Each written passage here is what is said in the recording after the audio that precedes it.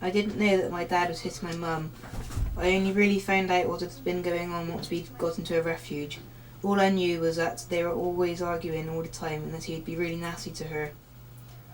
One night I was in bed when I heard the arguing start again, the usual crying and shouting, and then I heard my mum screaming. I came downstairs really scared, but I knew I couldn't leave my mum to face it on her own. He had her by the throat in the hallway, and her face was bleeding where he'd been hitting her. When he saw me, he told me to go away, but I stayed even though he would hit me too. He swore at me and spat at my mum and went out slamming the door.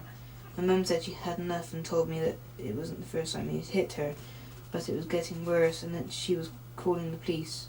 She went to ring but then kept putting the phone down and crying. In the end she couldn't go through with it but rang the National Domestic Violence Helpline.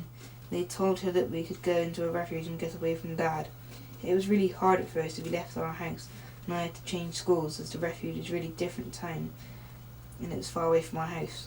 Our dog is being looked after by my nan until we have our own flat. I miss my dog, my friends and playing on my computer, but it's worth to be safe.